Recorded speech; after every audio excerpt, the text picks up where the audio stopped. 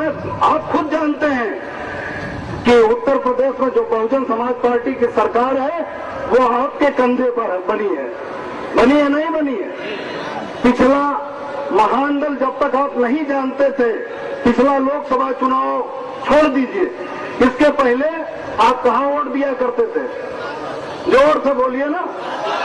बसपा में ये टोटल बसपा का वोट है, इसलिए बहुजन समाज पार्टी के लोग बौखलाए हुए हैं।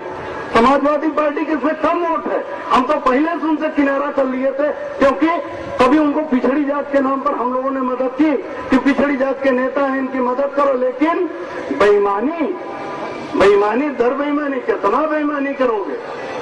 अरे थोड़ा बहुत बेईमानी कर लो चलेगी, तुम मलाई खा जाओगे, बर्तन भी चाट जाओगे, अगर गोबर भी हमें नहीं दोगे तो कैसे हम जिंदा रहेंगे? अरे दूध पी लो, भैंस तुम्हारी है, पाल लिया, दूध पी लो, कुल कर लो, गोबर भी उठा ले जाओगे कि जहां से चराते हो वहां खेत भी न उर्वरा होने पाए, खेत भी मजबूत न होने पाए। तो हम तो समाजवादी पार्टी, हमारे समाज ने कर लिया था किनारा। लेकिन भगवान बुद्ध को मानने वाला है समाज, जब मान्यवर कांसीराम साहब ने बुद्ध की बात की, जब कांसीराम साहब ने बहुजन हिताय बहुजन सुखाय की बात की, तब ये समाज उनके साथ चला गया। ठीक है, चला गया, अच्छा किया। हो सकता है मान्यवर कांसीराम साहब जिंदा होते तो कुछ आपको आपके बेहतरी के लिए करते, लेकिन बहन कुमारी मायावती ने तो उस मिशन को ही छोड़ दिया जिस मिशन को लेकर मान्यवर कांसीराम साहब चले थे। मान्यवर कांसीराम साहब ने कहा बहुजन हिताय बहुजन सुखाय, ये किसका नारा था? ये भगवान बुद्ध का नारा था। भगवान बुद्ध ने कहा था बहुजन हिताय बहुजन सुखाय लोकानुकंपाय। भगवान बुद्ध ने ये संदेश दिया कि कोई भी सत्ता होनी चाहिए तो किस लिए होनी चाहिए, कोई भी सुशासन होना चाहिए तो किस लिए होना चाहिए?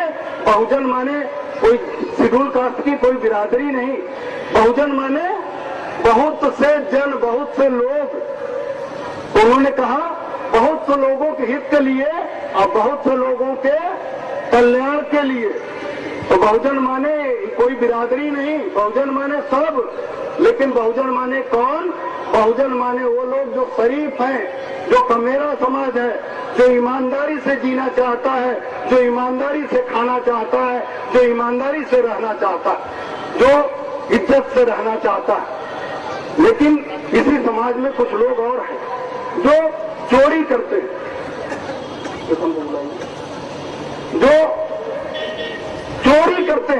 जो डकैती करते हैं, जो बहन बेटियों के इज्जत पे डाका डालते हैं। ऐसे लोगों के लिए उन्होंने कहा अगर सर्वजन की बात मैं कर दूंगा, भगवान पानी दो, भगवान बुद्ध ने कहा कि अगर मैं सर्वजन की बात कर दूंगा तो इसमें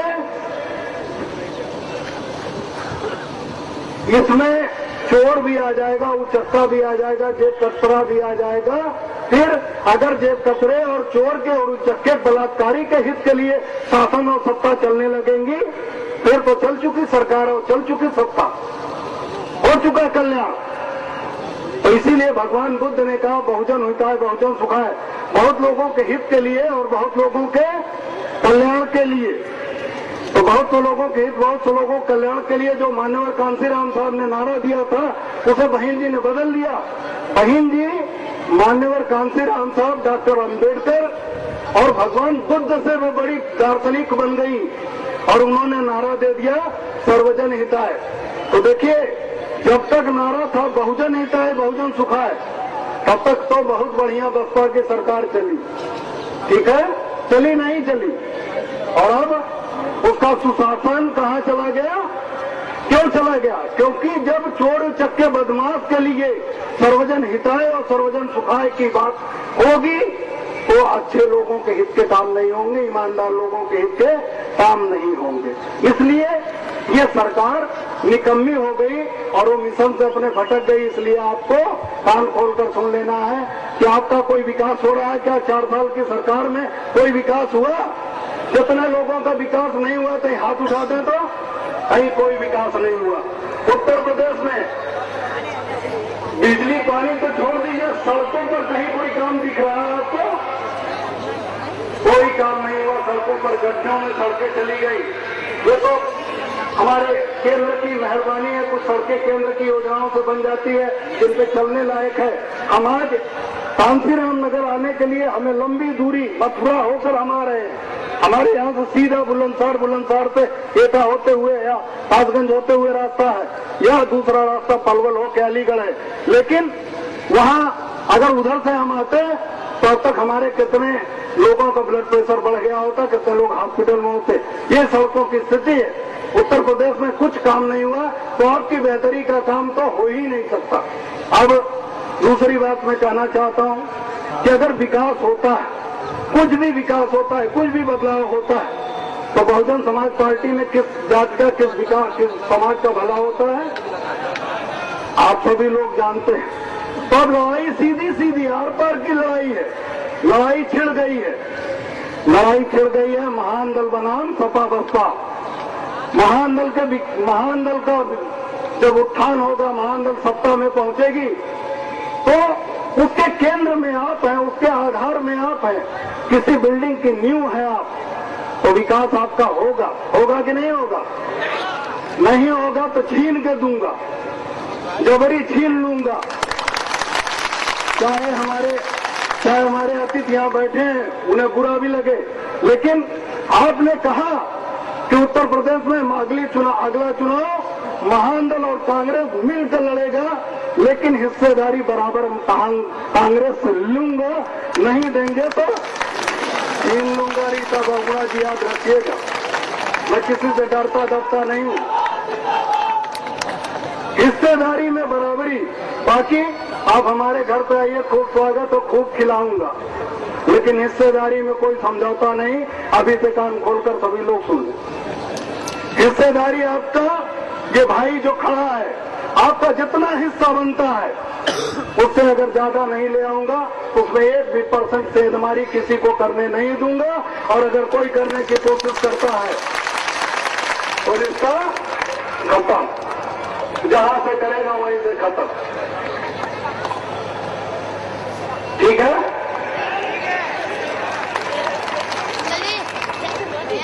आज तमाम लोगों से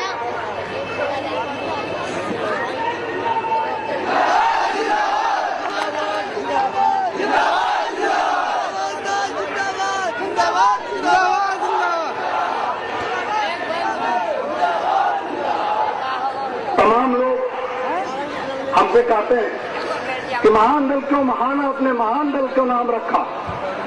हमने महान दल का नाम महान दल इसलिए रखा क्योंकि हम कुछ महान काम भी करना चाहते हैं। सम्राट अशोक महान के शासनकाल में घरों में ताले नहीं लगते थे। इतिहास जो लोग पढ़े हो वो जान ले, ऐसा नहीं था कि उस समय उनकी जनता विपन्न थी, गरीब थी।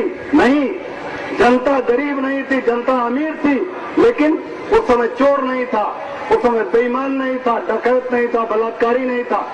थे तो सब, लेकिन कानून का फंदा इतना मजबूत था कि किसी की हिम्मत नहीं पड़ती थी को कुछ कर सके। जिसका इतना गौरवशाली इतिहास रहा हो, जिसके पूर्वजों की आज भी इतिहास की पहचान है, आज भी चाहे बड़े से बड़ा अधिकारी, चाहे वो सेना का अधिकारी हो, चाहे पुलिस का अधिकारी हो, उसके कंधे पर आज सम्मान सहित जो अशोक चक्र लगाया जाता था वो किसका है? किसके बाप का? लेकिन आप घास मूली काटेंगे, खेत में खुरपी लेके जुटेंगे तो फिर आपको कोई पूछेगा तब जब रोज खेती करते रहो करो। लेकिन जिस दिन जनसभाएं बुलाई जाती हैं, इससे ज्यादा संख्या में एकजुट होकर खड़े हो जाओ, और असली काम तब शुरू होगा जिस दिन चुनाव आ जाए। चुनाव आए, कोई भी लड़े। महान दल सारी सीटों पर चुनाव लड़ने की हैसियत नहीं रखता।